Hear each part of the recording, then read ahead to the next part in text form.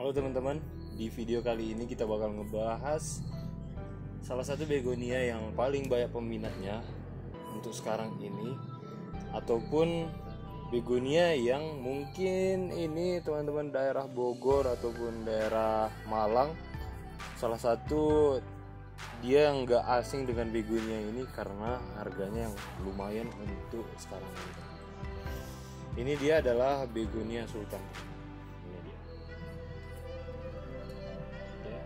Ini adalah salah satu jenis begonia yang berdaun lebar, yang memang ciri khas warna merah selalu dimiliki oleh begonia ini. Teman-teman bisa lihat daun mudanya berwarna seperti ini dan daun tuanya berwarna seperti ini. Oke, ini adalah ukuran remaja. Kurang lebih umur udah ada 6 bulan semenjak dari persemaian, teman-teman. Yang bakalan kita bahas adalah bagaimana teknik lingkungan yang diinginkan oleh ataupun kriteria lingkungan yang diinginkan oleh begonia ini, dan bagaimana untuk perawatannya, teman-teman. Karena memang begonia ini untuk saya pribadi di dataran tinggi seperti Brastagi, dia memiliki kendala di pemilihan areal, teman-teman. Saya sedikit cerita, kilas balik kemarin awal-awal saya melakukan ataupun pada saat udah pindah, saya letakkan di areal teduh di bawah paranet seperti di sana, teman-teman. Ternyata dalam kurun waktu 2 minggu daunnya ini nggak tegak, teman-teman. Daunnya tidak tegak seperti ini. Teman-teman bisa lihat daunnya seperti ini, teman-teman. Dia nggak tegak. Teman-teman bisa lihat ini perbandingannya kemarin. Ini adalah di areal yang terbuka dan ini di areal yang teduh dan tertutup. Ini dia. Teman-teman bisa sangat lihat perbedaannya. Jadinya teman-teman untuk begonia sultan ini, dia memang maunya di areal yang seperti di belakang saya, teman-teman. Terkena matahari pagi, terkena angin karena sirkulasi anginnya maksud saya, dan dia mau terkena embun-embun kecil, teman-teman. Dalam artian dia senang di areal yang sejuk gitu, teman-teman. Dan di areal yang di bawah paranet tadi, yang seperti saya katakan tadi, dia tidak dapat ketiga karakteristik lingkungan tersebut, teman-teman. Yang seperti saya bilang tadi, saya jelaskan lagi, dia mau terkena angin selalu, dia mau terkena sinar matahari pagi, dan dia mau terkena embun yang dingin, teman-teman. Jadinya dia tidak dapat di areal paranet itu. Maka saya dapat kesimpulan untuk di daerah saya, pengalaman saya pribadi, memang dia mau di areal tersebut. Nah, teman-teman bisa lihat perbedaannya, teman-teman. Tapi kembali ke teman-teman lagi, bagaimana selera teman-teman terhadap begonia ini? Apakah teman-teman mau begonianya seukuran ini ataupun bentuknya seperti ini atau seperti ini? Kalau saya lebih dominan ke bentuknya yang lebih tegak, teman-teman. Oke, itu adalah tentang lokasinya. Dan pemilihan media tanamnya adalah pembelajaran saya. Ini adalah jenis begonia yang suka dengan sekam bakar, teman-teman. Karena pembelajaran saya kemarin adalah awalnya itu saya gunakan media tanam sama dengan begonia yang lain, campuran sekam mentah, tanah humus, dan sekam kayu. Saya gunain itu. Tetapi lama kelamaan saya perhatiin bahwa jumlah bonggolnya itu tidak tumbuh dengan banyak, teman-teman. Atau dalam artian dia hanya tumbuh 1 ataupun 2 bonggol dalam satu pot.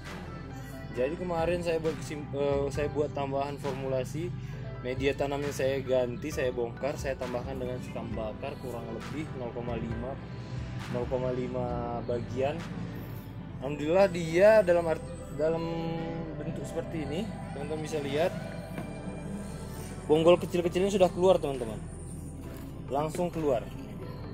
Walaupun ini masih kecil seperti ini ya, tetapi memang saya ngambil kesimpulan bahwa faktor sekam bakar mempengaruhi jumlah banyaknya bonggol, teman-teman. Jadinya itu adalah salah satu kegunaannya. Dan yang ketiga adalah jenis begonia ini dia sangat suka dengan pupuk kandang, teman-teman. Penggunaan pupuk kandangnya, teman-teman harus formulasikan bahwa penggunaan pupuk kandangnya sudah harus terfermentasi sempurna. Sempurnanya itu bagaimana? Yang pertama, pada saat dipegang pupuk kandang tersebut tidak panas. Syarat kedua adalah pada saat dicium pupuk kandang tersebut tidak mengeluarkan bau yang menyengat, teman-teman. Itu adalah kurang lebih 2 cara paling gampang untuk teman-teman tahu bahwa pupuk kandang tersebut sudah terfermentasi sempurna. Lalu penggunaannya adalah untuk begonia ini, teman-teman silahkan gunakan di bagian atasnya, teman-teman. Di bagian atas ataupun di bagian permukaan media tanam. Karena alasan saya kemarin adalah karena kondisi lingkungan saya yang memang sekarang sangat-sangat tinggi curah hujannya, saya mengambil kesimpulan bahwa penggunaan pupuk kandang pada bagian bawah tanaman ataupun pada saat media campurnya, pada saat dicampur dengan media, bakalan mempengaruhi mudahnya jenis penyakit fungi untuk berkembang. Maka saya melakukan pemberian pupuk kandang pada bagian permukaan. Tujuannya di bagian permukaan adalah karena terkadang pada saat penyemprotan pestisida, saya melakukan penyemprotan di bagian permukaannya juga. Jadinya kurang lebih kalau ada pupuk kandang tersebut terkena penyakit, maka bisa dicegah gitu, teman-teman. Itu adalah alasan saya memberikan pupuk kandang di bagian atasnya. Untuk pupuk kandangnya sendiri, saya memberikan pupuk kandang ayam karena kandungan nitrogennya yang tinggi. Oke, untuk teman-teman yang penasaran bagaimana selanjutnya, bagaimana trik saya untuk memperbanyaknya, maka teman-teman harus tunggu di bagian part 2-nya karena ini adalah video yang bersambung. Karena memang begonianya ini juga kurang cukup besar untuk kita lebih jelaskan lagi, maka itu saya buat di part 2-nya kurang lebih nanti 2 minggu setelah video ini terbit baru akan kita buat part 2-nya, teman-teman. Oke, teman. Maka dari itu teman-teman harus hidupkan lonceng notifikasinya, teman-teman, agar teman-teman tidak ketinggalan dengan video yang ini. Oke, itu adalah sedikit penjelasan yang paling penting menurut saya tadi.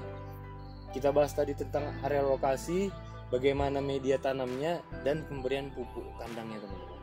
Itu merupakan bagian hal yang paling penting untuk bagaimana kita membudidayakan begonia sultan yang satu ini. Oke, teman-teman, itu adalah penjelasan videonya. Sampai jumpa di video selanjutnya.